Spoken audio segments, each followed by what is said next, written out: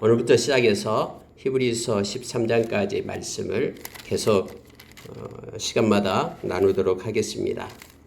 여러분, 히브리서는 우리에게 있어서 중요한 것들을 가르치고 있는데요. 특히 좌절에 빠져 있고 삶에 있어서 장애물을 만나고 또 어떤 세상의 유혹에 직면할 때 히브리서는 우리에게 이걸 극복할 수 있는 길을 보여주고 또 어떻게 살아야 될 것인가를 지시해 주는 말씀입니다. 어려움에 처했을 때 이 히브리서는 우리에게 많은 도움을 줍니다. 큰 함정과 위기에 있어서 올바르게 인식하도록 도와줍니다. 그리고 결코 포기하지 않도록 이 말씀은 우리를 이끌고 있음을 우리가 깨닫게 됩니다. 마치 여러분 경기장에서 이제 휴식 시간을 가질 때 코치가 나와가지고 막 선수들에게 그가 살아왔던 그가 행했던 일들을 갖다 이것저것 지시하듯이 이 말씀은 우리의 삶에 있어서 왜곡되고 잘못된 것들을 갖다 깨우쳐 줍니다. 그래서 올바르게 수정되어서 하나님 보시기 아름다운 삶을 살아가도록 그렇게 지침을 주는 말씀이 특히 히브리서에 많이 나와 있습니다. 우리에게 용기를 주고 때로는 어떠한 위험이 있다고 경고를 우리에게 보내는 것이 바로 이 히브리서가 됩니다. 여러분, 이 히브리서는 그런데 작자미상으로 되어 있습니다. 이 말씀을 어떤 사람은 바울이 썼다, 어떤 사람은 바나바가 썼다, 누가가 썼다, 심지어 아볼로가 썼다 이렇게 주장하는 학자들이 있지만 이 히브리서 자체에서 누가 이걸 기록했다라고 기록이 없습니다. 그래서 이것도 하나의 섭리죠. 하나님께서 이 말씀을 누가 썼는지 누구를 통해서 썼는지 기록되어 있지 않지만은 하나님의 이 말씀을 통해서 우리로 하여금 많은 것들, 여러 형편과 처지의 어려운 사람들을 일으키고 새 힘을 공급하는 바로 말씀들입니다. 근데 여러분, 이 말씀은 누구를 향하여 썼다라는 것은 뚜렷합니다. 그 말씀 자체가 히브리서라고 얘기했기 때문에 바로 히브리인들을 위해서 쓴 겁니다. 무슨 얘기냐면요. 그때 당시 예수님께서 부활하시고 또 많은 초대교회의 그러한 베드로 사도를 비롯해서 많은 역사들이 일어났죠. 그래서 많은 이들이 특히 제사장의 무리까지 예수 그리스도를 영접하면서 유대교에서 크리스천들이 많이 됐습니다. 그런데 문제는 뭐냐면요. 조금 시간이 지나니까 이제 많은 유대인들의 핍박이 있기 시작합니다. 그들의 공동체에서 출교당하기 시작하고요. 또 많은 어려움을 당하게 되니까 사람들이 예수를 믿으려고 작정했던 사람들이 돌아왔던 사람들이 한 명, 두 명씩 다시 또 유대교로 돌아가는 거예요. 예수 그리스도를 버리고 옛날에 그런 구약의 율법을 따라서 그렇게 살려고 한 명, 두 명 돌아가는 거예요. 그러한 유대인의 그러한 신자들에게 경고하기 위하여 이 말씀을 기록하고 있는 것입니다. 박해와 고난이 있다고 해도 구약 방식으로 돌아가지 말라고, 그러한 유혹이 있다고 해도 오직 예수 그리스도만이 우리에게 참 자유를 주시는 생명의 구주 되심을 말씀함으로 인하여 돌아가지 말고 예수 안에 있어야지 구원받는다라고 지금 말하기 위하여 이 히브리서를 쓴 겁니다. 그래서 여러분, 히브리서를 우리가 읽다 보면은요, 구약의 내용들이 많이 나옵니다. 구약에 있는 것과 신약 예수 그리스도와 서로 비교하면서 예수 그리스도가 월등하게 우월하신 분임을 그들에게 말하면서 구약을 따라가면 구원이 없고 예수 그리스도 안에 있어야 구원을 받는다라고 강하게 외치고 있는 말씀이 바로 히브리서입니다. 그래서 우리가 히브리서에서 구약에 대한 내용들과 서로 비교하면서 예수 그리스도의 우월성을 나타내고 있는데 그것에 깊이 묵상하면 큰 은혜가 우리 가운데 있습니다. 특히 여러분 1장을 시작하자마자 1장 2절부터 1장 2절 3절 두 장을 가지고 예수 그리스도가 어떤 분이라는 것을, 예수 그리스도는 이런 분이다라는 것을 정확하고 또렷하게 우리에게 7가지를 통해서 가르쳐 줍니다. 다른 데는 없습니다. 이 히브리서 1장 2절부터 2절 3절 두 절을 통해서 예수 그리스도가 어떤 분이라는 것을 너무너무나 섬세하게 우리에게 가르쳐 줍니다. 예수 그리스도는 하나님 되십니다. 그분은 이 땅에 하늘의 보좌를 버리고 육신의 옷을 입고 인카네이션한 제2위, 즉 위격이 2위인 성자 하나님이십니다. 그 하나님께서 어떤 분이라는 것을 물론 성경의 곳곳에서 말해주고 있습니다. 우리가 요한복음 1장에서도 요한일서 1장에서도 골로새서 1장에서도 예수님에 대해서 우리에게 많은 것들을 가르쳐 줍니다마는 특히 히브리서 1장에 대해서는 7가지를 통해서 예수님이 어떤 분인가를 가르쳐 줍니다. 여러분 우리가 예수님을 알고 예수님을 더 깊이 묵상하고 예수님을 바라보게 될 때 우리의 믿음은 더 성장하고 또 우리는 예수님을 더 깊이 사랑할 수 있고 예수님을 더 많이 신뢰하면서 우리는 나아갈 수가 있습니다. 여러분 말씀을 1장에 보시기 바랍니다. 1장 1절 보십시오. 옛적의 선지자들을 통하여 여러 부분과 여러 모양으로 우리 조상들에게 말씀하신 하나님이 예수님이 오시기 전까지는 그랬다라는 거예요. 예수님이 오시기 전까지는 선지자들을 통해서 많은 선지자가 있었잖아요. 그들을 통해서 여러 부분 여러 모양으로 조상들에게 하나님께서 그렇게 말씀했다. 그런데 지금은 다르다라는 거예요. 2절이에요. 이 모든 날 마지막에는 이제 예수 그리스도를 마지막 때에는 보내셨다라는 거예요. 마지막에는 아들을 통하여 우리에게 말씀하셨으니 예수 그리스도 그 아들을 통해서 우리에게 말씀하셨다고 말합니다. 자, 그 아들은 어떤 아들이냐 하면서 우리가 여러분 빌립보서 2장 5절에서 10절에 보면은 예수님은 하나님과 동등한 본체이십니다. 하나님이셔요. 그런데 이 땅에 오셨다라고 말합니다. 종의 형체를 가져서 이 땅에 오셨고 죽기까지 복종하셨으니 그 십자가에 죽으심이라 라고 우리에게 가르쳐주고 있죠. 자, 예수님은 오늘 어떤 분인가 첫째로요. 이렇게 말합니다. 그 아들을 통하여 우리에게 말씀하셨으니 이 아들을 만유의 상속자로 세우고 만유의 상속자로 세웠다. 이렇게 말합니다. 여러분, 만유는 모든 것입니다. 모든 것을 만유라고 얘기합니다. 모든 것을 받으신 분이 예수님이십니다. 우리가 여러분 잘 아는 마태복음 28장 18절에서 하늘과 땅의 모든 권세를 예수님께서 가졌다라고 말합니다. 이 모든 통치할 수 있는 하늘과 땅의 모든 권세가 예수님께 있는 거예요.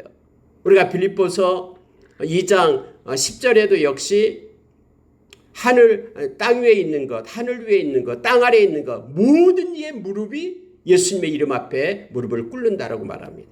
모든 것을 하나님으로부터 아버지로부터 상속하신 분이 바로 예수님이셔요. 주인이 바로 예수입니다라는 거예요. 모든 만유. 우리가 어떻게 행할 것, 우리의 인생의 모든 것도 이 만유 속에 포함되어 있습니다. 우리의 인생의 길이, 여정, 모든 것이 이 상속자가 바로 예수님이 되셔서 모든 천지 만물 뿐만 아니라 모든 역사하심까지 우리 주님께 있다라는 겁니다. 주님은 그래서요. 요한복음 1장에도 그렇고 골로새서 1장에도 그랬잖아요. 만유 중에 계십니다. 만유가 주님을 위하여 존재합니다. 그리고 주님에 의해서 이 만유가 창조되었음을 말합니다. 예수님은 만유의 상속자입니다. 이게 첫 번째 말하는 거예요. 그러니 예수를 믿다가 핍박이 오고 어려움이 있다라고 다시 예수를 버리고 떠나가는 유대인들을 향해서 말하는 거예요. 이 모든 것이 예수님 거다라고 지금 그들에게 외치고 있으면 첫 번째예요. 두 번째로 뭐냐면요. 예수님은 그로 말미암아 모든 세계를 지으셨느니라. 창조주 하나님 되심을 말하고 있는 거예요. 눈에 보이는 모든 것들 이것들이 다 예수님에 의해서 창조되었다라고 말합니다. 우리가 요한복음 1장에서 특별히 그렇게 말하죠. 모든 것들은 예수님에 의해서 창조된 것입니다. 세상을 창조하신 창조주 되신 예수 그리스도 그분을 얘기하는 거예요. 예수님이 얼마나 위대하면은 예수님은 창조하신 분이다. 우리가 창세기 1장에서도 엘로힘 하나님이 태초에 하나님이 천지를 창조하시라. 이 하나님 할 때는 엘로힘 복수예요. 성부, 성자, 성령의 하나님이 함께 세상을 창조했다라고 우리에게 말합니다. 예수님은 창조주 하나님이셔요. 세 번째는 이렇게 말합니다. 3절에요. 이는 하나님의 영광의 광채시요. 하나님의 영광의 빛이 곧 예수님이라고 얘기합니다. 하나님의 영광을 나타낼 수 있는 분이 예수님밖에 없음을 말하고 있어요. 그 하나님의 영광, 찬란한 그 하나님의 영광의 광채가 바로 예수님이심을 말합니다. 그리고 네 번째로는 예수님은요, 본체의 형상이시라. 하나님의 존재, 하나님의 이 본체, 본질적으로 이 본체의 형상, 즉 하나님을 나타내시는 분이 바로 예수님이다라는 거예요. 우리가 하나님을 보지 못하잖아요. 그런데 예수 그리스도를 통해서 하나님을 우리가 알게 된다고 말합니다. 이 본체의 형상이 바로 예수님이십니다.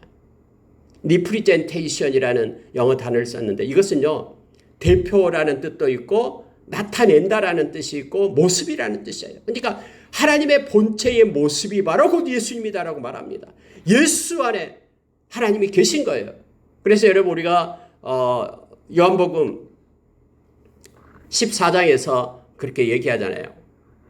하나님을 보여주십시오 우리에게 라는 제자들 향해서 나를 본 자가 하나님을 보았다라고 얘기합니다. 본체의 형상이 곧 예수님이심을 성경은 우리에게 말해주고 있습니다. 자, 이 네 가지는요, 예수님이 어떤 분이라는 것, 예수님의 그 속성과 신분에 대해서 우리에게 말해주고 있는 거예요. 예수님은 모든 만유를 가지신 상속자, 주권자 되신다라는 거죠. 그리고 예수님은 모든 천지를 지으신 그러한 창조자 되십니다. 예수님은 하나님의 영광의 광채고 예수님은 하나님의 그 본질, 본체의 모습입니다. 형상입니다. 예수님처럼 놀라운 하나님 되심을 우리에게 가르쳐 주십니다.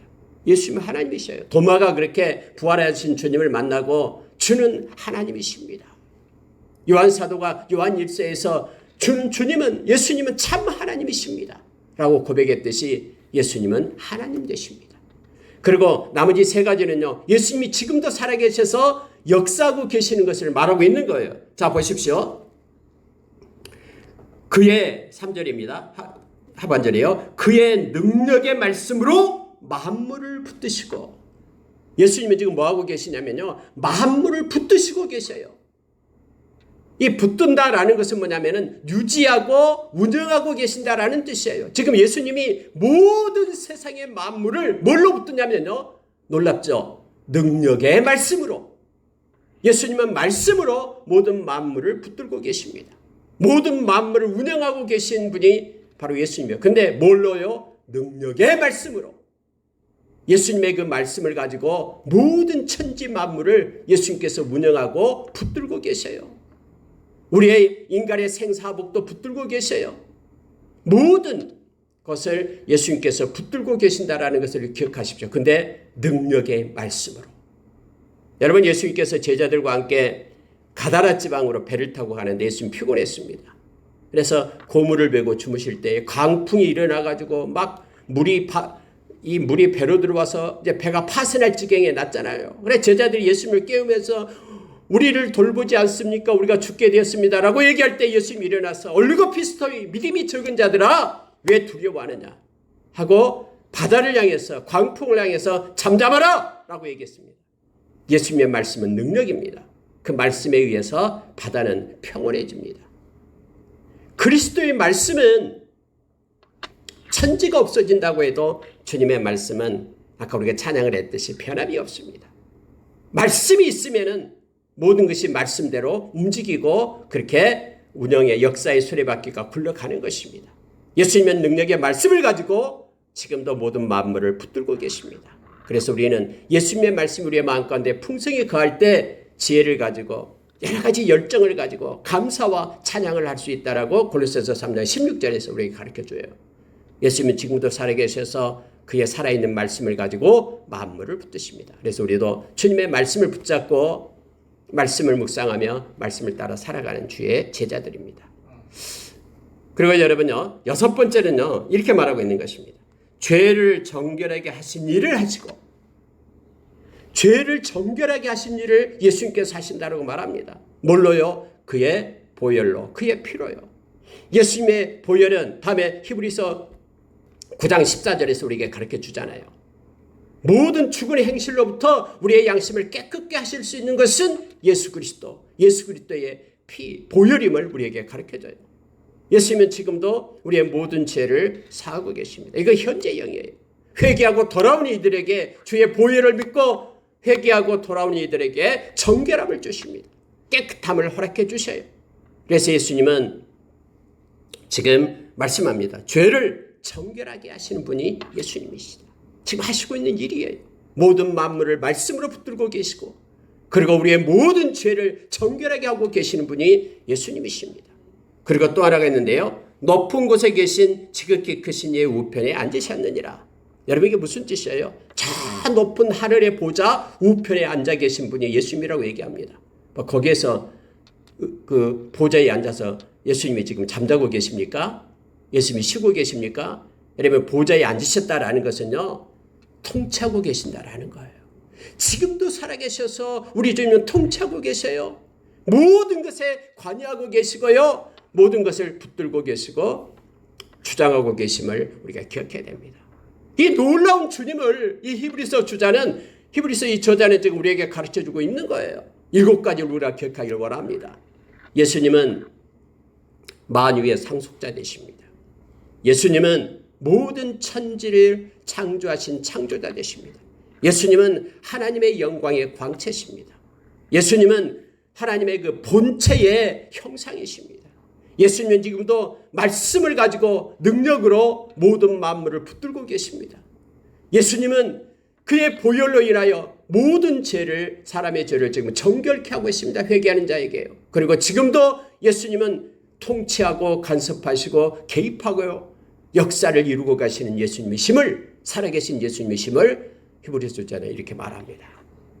이 말을 함으로 인하여 지금 예수 믿다가 핍박이 온다고 고난이 온다고 다시 유대교로 구약으로 돌아가려는 그들을 향해서 이 히브리서 저자는 외치고 있는 거예요. 이 좋으신 예수님을 버리고 어디로 간단 말이냐. 이곳에 생명이 있고 이곳에 구원이 있는데 왜 떠나려고 하느냐라고 말하고 있습니다. 그러면서 여러분 4절 이하에서는요. 예수님과 천사를 비교합니다.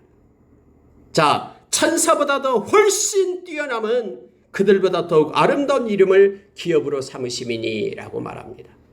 여러분 그때 당시 왜 천사가 나오냐면요. 이 유대인들 중에요. 천사 숭배 사상이 있었어요.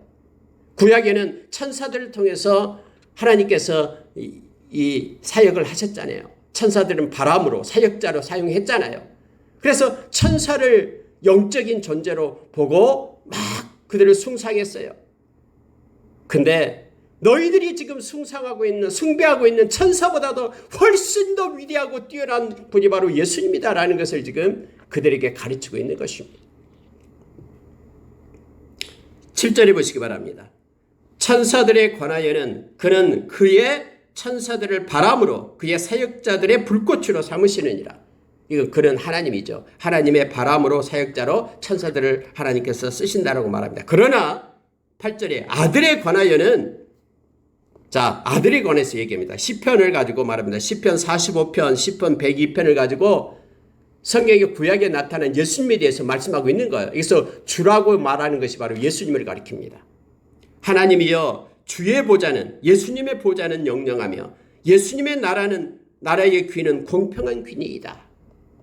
주께서 예수님께서 의를 사랑하시고 불법을 미워하셨으니 그러므로 하나님 곧 예수님의 하나님이 즐거움의 기름을 예수님께 부어 예수님을 동료들보다 뛰어나게 하셨도다.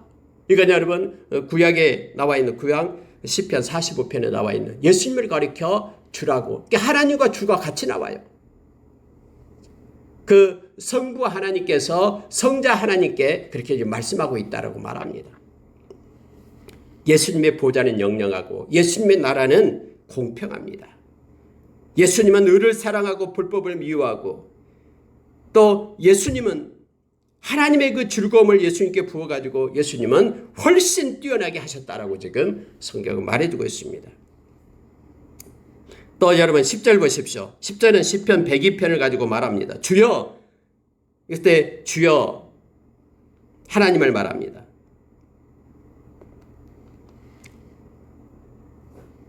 여기서 이제 주는 예수님을 나타내고 있습니다. 보십시오. 예수님이여 태초에 예수님께서 땅에 기초를 두셨으며 창조주 하나님을 말하고 있죠. 예수님을 하나님으로 표현하고 있습니다. 하늘도 예수님의 손으로 지으신 바라.